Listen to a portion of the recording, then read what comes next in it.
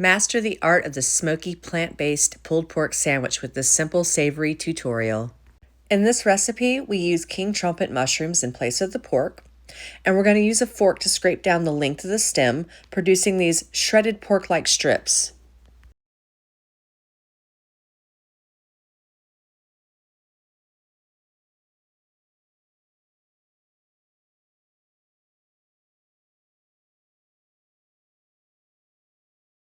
Now we're going to infuse the strips with soy sauce, followed by a classic barbecue dry rub.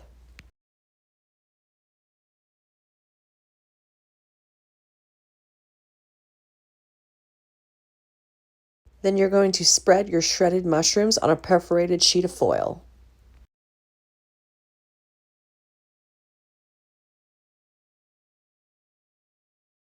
Next, we're going to smoke our mushroom strips over apple or cherry wood at 225 degrees for 1 hour. We're going to finish it off under the broiler for 3 to 5 minutes to create that burnt end finish you find in real pork.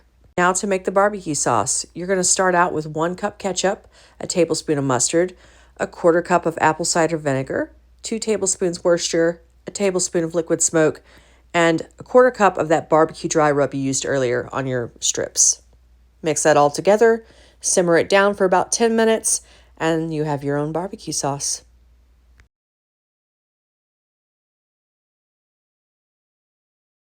Taking our mushroom strips out of the broiler, now it is time to add that homemade barbecue sauce.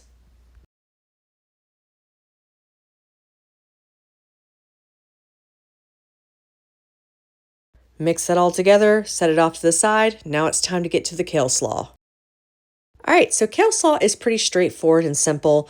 It is going to be 1 small bunch of kale that you've julienned, and then 1 shredded carrot, a 1/4 cup of diced red onion.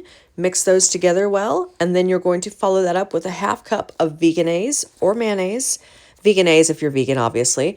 And then a 1/2 cup of vinegar, apple cider in particular, 1 tablespoon sugar, 1 tablespoon red pepper flake, and that's it, y'all. You're going to let that set up in your fridge for 30 minutes at least so the flavors can marry.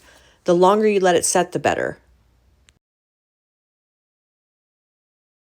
So now to assemble the sandwich. I've got my buns there. I'm going to layer it first with our kale slaw, and then I'm going to follow it up with our vegan pulled pork. And then once I've got that all settled, I'm going to take my homemade home pickles, which I'll include the link for in the recipe here. And that's it, y'all. That's simple. So go ahead and make this for your skeptical friends and watch their faces change. See y'all next time.